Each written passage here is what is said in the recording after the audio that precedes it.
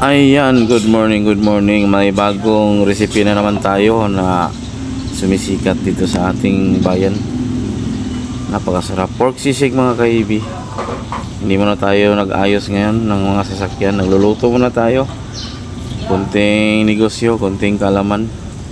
Ayan, pagkatapos natin gisahin yung bawang at sibuyas, ay nilagay natin yung karne ng baboy na galing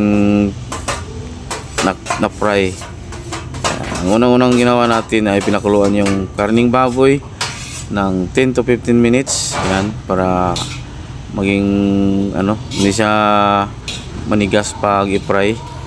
So pagkatapos ng after 15 minutes, pinray natin, pinirito natin yung pinakuluang karning baboy.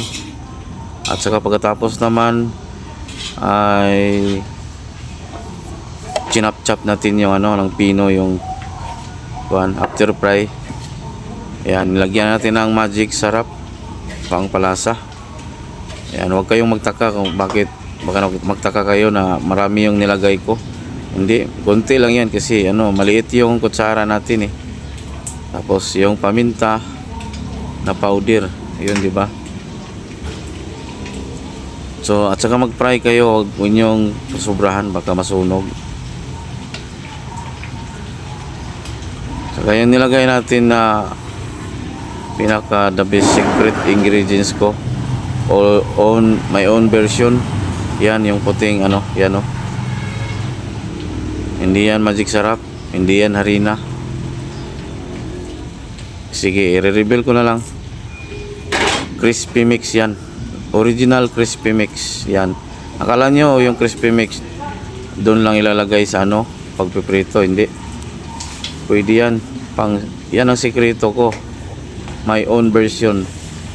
Ayan, nilagyan natin ng yung sunod, yung liquid seasoning, original liquid seasoning, mabango. Medyo maalat-alat yan konti yung seasoning, kaya hindi na ako naglagay ng tuyo. Pagkatapos niyan ay lagyan natin ng asukal na yung brown sugar lang, okay na yan. Ayan, lagyan natin para may kunting namis-namis at lasang Pinoy yung matikman mo. Napakasarap ang Amelia Sisig Express ng Libungan mga kaibig. Ayan, luto-luto muna tayo, halu-haluin. Ayan, yun yung sekreto mga kaibig, yung liquid seasoning.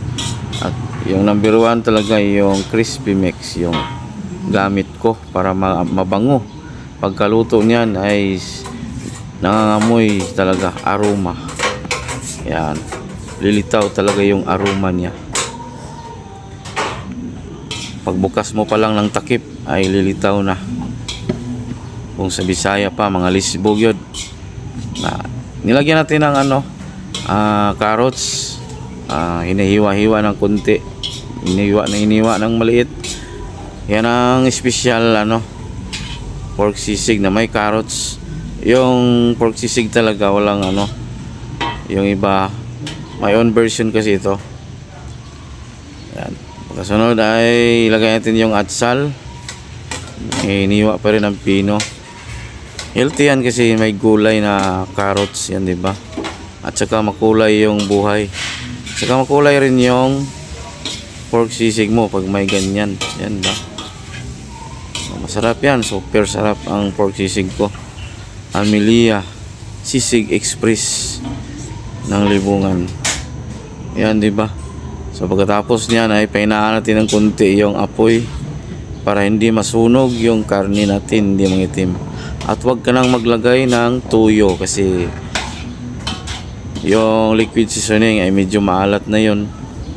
Saka kung lagyan mo pa, wala na, dudoble yung alat niyan.